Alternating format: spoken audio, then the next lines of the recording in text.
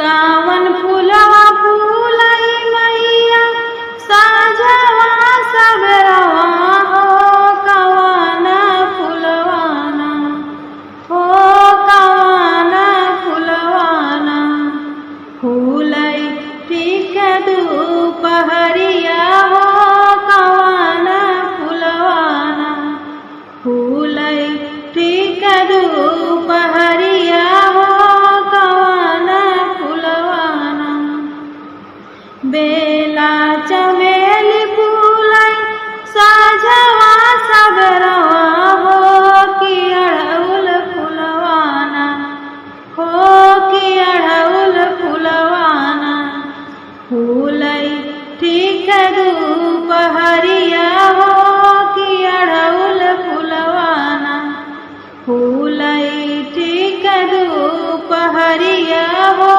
कि अड़हुल फूलवाना कावन मैया डोलवा लागे साझवा सबरवा हो कवन मैया ना हो कवन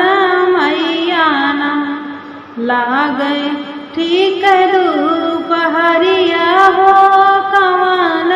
मैया ना लागे ठीक दुपहरिया हो कवन मैया ना काली मैया डोलवा लागे साझवा सबरवा हो कि दुर्गा मैया ना हो कि दुर्गा मैया ना लागे ठीक दुपहरिया हो कि दुर्गा मैया ना लागे ठीक दुपहरिया हो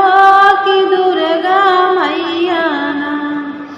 कावन मैया डोलिया लागे लाल पीली ओहरवा हो कवन मैया ना हो कवन मैया ना लागे मखमल का ओहरवा हो कि कवन मैया ना हो कि कवन मैया ना शीतला मैया डोलवा लागे लाल पीले ओहरवा हो कि दुर्गा मैया ना हो कि दुर्गा मैया ना लागे मखमल का ओहरवा हो कि दुर्गा मैया ना लागे मखमल का ओहरवा हो कि दुर्गा मैया ना कावन फूलवा फूले मैया